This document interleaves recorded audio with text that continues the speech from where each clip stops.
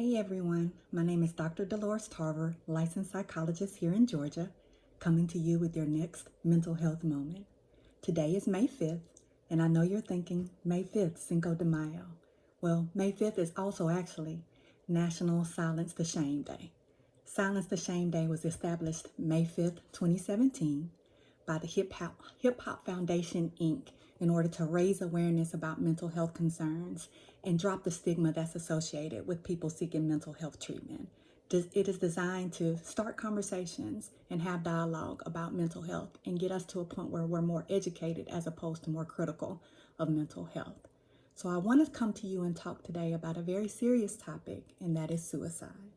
That's a topic we don't like to discuss. It brings up a lot of strong emotional feelings, sadness, fear, shame, some misunderstanding, some confusion, anger in relation to suicide. But it's important that we provide education about suicide so we can reduce our risk factors. So I want to share some statistics with you all so you can better understand that why suicide is the second leading cause of death among our young people ages 10 to 34. So I'm going to read a few things for you. Middle and high school age children frequently contemplate suicide. They may not share that with us, but it's some thoughts that run across their mind. The suicide rate of Black children between the ages of 5 to 11 doubled between 1999 to 2013. Suicide by hanging has almost tripled in Black boys. Individuals that identify as LGBTQ have higher risk and rates of suicide. Veterans 22 veterans die per day due to suicide. 22 per day. Men are twice as likely to die from suicide as women because they tend to use more lethal means such as firearms to kill themselves, and they are less likely to seek mental health or medical health treatment. White males over age 85 have the highest rates of death by suicide. So if we consider all those factors, almost all of us could be at risk. Now, I know you're thinking, I don't want to hurt myself. Well, you may not be thinking about that now, but I want to let you know some of the factors that can get a person to a point where they would consider suicide. Previous suicide attempts is a number one factor, but also mental health conditions. Depression, anxiety, previous trauma, substance abuse concerns are among the top factors, but also stressful life events. And we're going through a stressful life event right now with COVID-19, financial problems, legal problems, abuse, violence, trauma in the home, employment problems, relationship concerns, harassment, challenges at work, challenges at school. These are all things that can contribute. Chronic mental and medical health conditions, pain, disability, terminal illnesses, social isolation. Does that sound familiar? Access to lethal means such as guns, the ability to hang oneself. Those are all things that any of us could be experiencing right now. Before now, most of those things may not have affected you, but think about how your life has changed over the past 2 to 3 months. Most of those things could be risk factors for you right now. We've lost businesses. We've lost our ability to get out in the same way. Some of us have not been able to work. Again, those are risk factors. Warning signs for suicide are going to be changes in behavior. Oftentimes we will see people that were more outgoing become more isolated, and so they're withdrawing from people. You may notice anger or irritability more frequently. You may hear people complain about feeling like they're a burden or how life would be better if they weren't around. Feeling trapped. So some of you are feeling trapped right now due to COVID-19. So those feelings that you can't escape a situation. Also, talking about death frequently is a risk factor that we will see in people. Going around saying goodbye. We don't often know that that's what people are doing, but I want to see grandma. I want to make sure I see grandma. I want to make sure I talk to my friend. I haven't talked to him in a long time. Giving away prized possessions that a person typically would hold on to. Loss of interest in things that the person used to enjoy. Those are all warning signs. We frequently think that there are no warning signs. The reality is we may just not have seen them. A recent breakup is often, for our young people, one of the warning signs that they will experience. And that hurt and that pain that they're not talking about is going somewhere. And oftentimes they're not sharing it with anyone, and they're getting to feelings of hopelessness. So what can we do? Let's talk about reducing stigma.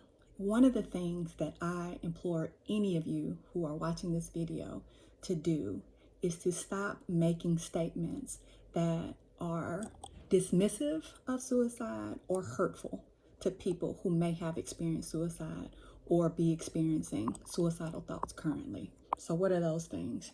You're dead to me. I just want to die. Go play in traffic. Go jump off a bridge. You're crazy. Let's wipe those things from our vocabulary. There are things that don't need to be said. All they do is cause hurt and pain.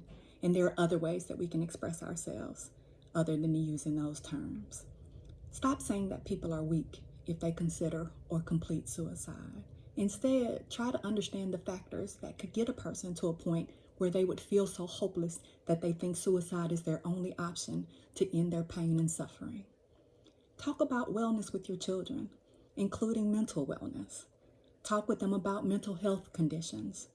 Talk with them about what someone might be experiencing so they can better understand and also be advocates for mental health and wellness. Be aware of whatever resources for help are available. Oftentimes, we wait until there's a crisis to seek services. Be preventative and know what those services are before something could happen. Hopefully, you'll never have to use them, but if you do, you'll already have them. So know the names of some mental health providers in your area. Know who your insurance covers. If you don't have insurance, know what agencies are free or have sliding fee scales that you can access services there. Know about the hotlines, and I'm going to share some of those with you in this post. We also want to discuss hurtful labels with our children and also talk about them amongst ourselves.